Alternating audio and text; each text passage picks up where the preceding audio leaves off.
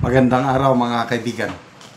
Bigyan natin ng reaction opinion itong Facebook reel posted by Duterte Nation.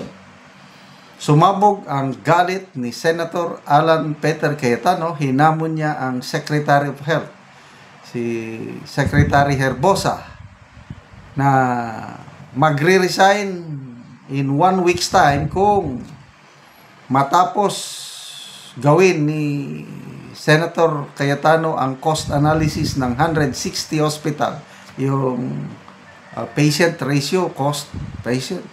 At tungkol ito sa health services na sinasabing zero balance daw. Hindi naman totoong nagsisiro balance. Pakinggan natin. Ninervyos ang DOH Secretary na painom ng tubig, hindi na yeah. Magre-resign ka? Yes. Sige, call ako. So, Mr. President, we will meet tomorrow. And I will bring an IT expert. You bring the list of the 160 hospitals and all of this case rate. Okay? No, sir, hindi pwedeng tungo-tungo lang dito sa Senate. Seryoso tayo pag-usapan. Painom ng tubig. Be here at 4 o'clock tomorrow? Can you be here at 4 o'clock tomorrow? PhilHealth, President? Yes, according to the PhilHealth President. Okay. Yes, it's okay. So, Isa pa. if I can do it in 1 week, magre-resign ka? Yes. Sige, call ako. So, Mr. President, we will meet tomorrow. And I will bring an IT expert. You bring the list of the 160 hospitals and all of this case rate. Okay? No, sir, hindi pwedeng tungo-tungo lang dito sa Senate. Seryoso tayong pinag-usapan. Painom. Be here at 4 o'clock tomorrow? Can you be here at 4 o'clock tomorrow? PhilHealth, President?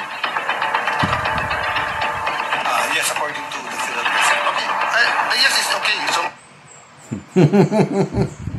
Mabuhay ka, Senator Alan Peter Cayetano. Ongoing ngayon ang budget deliberation sa Senado. So, bawat ahensya na isasalang, ayan, DOH. In fairness, sa ibang cabinet officials, may mga magagaling ding na-appoint. Example, para sa akin lang ito yung sa Department of Foreign Affairs, yung hindi pala, nagkalipat-lipatan na pala. Sino bang mga... Okay, sa akin, yung Department of Migrant Workers, okay ako nun. Matino sa tingin ko, kakdak ata. Yung Department of Housing, yung umamin na talagang suntok sa buwan yung sinasabi ni PBBM na 1 million housing units in 1 year. Hindi yun pwede. So, very honest itong sa Housing Secretary. Ano ba? Ang mga palpak, to me, isa na itong Department of Health. Maraming kapalpakan sa health na narinig ko sa isang interview si Mayor Magalong. Sabi niya, may mga binabantayan pa kami, Department of Health. Maraming rin dyan, anomalya na nasa radar namin, Secretary Herbosa, sabi niya. I think 2 or 3 months ago, may nabasa akong article. Sinampahan ng kaso sa ombudsman itong si Secretary Herbosa dahil, biro mo naman, mga specialized kind of medicine para sa mga may diferensya sa pag-iisip. Nagkaroon ng MOA, dininoit, ibinigay sa Rotary Club o certain Rotary Club sa Metro Manila. Nagreklamo yung complainant na specialized medicine ito. Wala namang kakayan ng Rotary Club na mag-handle ng mga ganong klaseng medisina. So, maraming nagrereklamo sa health services natin. Kasama na yan, PhilHealth na yan. Ano pa? May mga videos akong napanood last month ata yun. Mga mega ghost ito Ghost Mega Health Center. Pinondohan ng gobyerno. Sinimulan, kaya lang nakatiwangwang. Kaya lang, ubos na yung pera.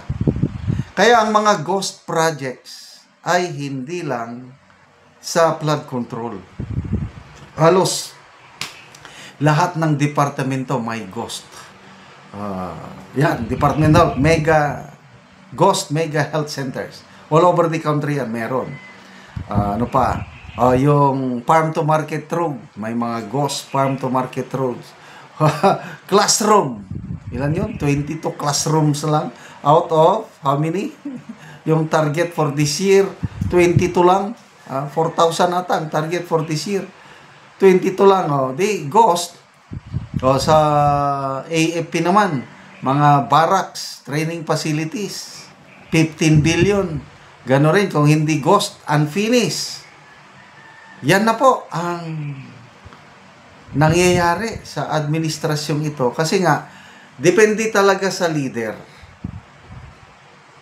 Pag mahina ang leader, pag iba ang ginagawa ng leader, dito sa kung anong ginagawa ng leader, ganun din. So, magre-resign in 1 week's time. Tignan natin. Kung Herr Bosa, isa pang reklamo ko dyan sa health is yung napaka matino sa aking palagay o feedback na yung si Yosek Berhili, yung babae, yung matagal na nung panahon ni Tatay Digong, siya yung spokesperson ng DOH, humaharap sa Yosek Berheri, something like that. Yung babae na tinanggal lang basta-basta. Wala man lang paliwanag. Di ba nakakainis? Sabi ni Dr. Tony Liachon, that's injustice sa mga health workers. Ang daming nagsasabi na matinong opisyal ng gobyerno yung si Yosek Berhere. Tinanggal lang basta-basta. Grabe. So, sige. Salamat kay Senator Peter Alan Cayetano. Ituloy niyo po ang inyong ginagawa sa Senado.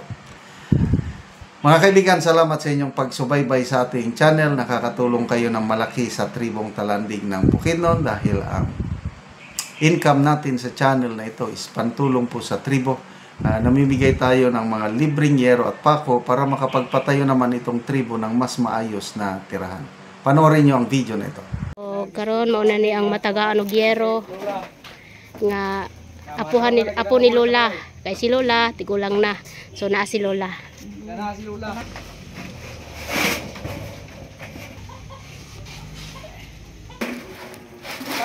So nagtinabanga sila sa balay ni Lola, so nagpatindog si Lola sa iyang balay, iyang abuhan.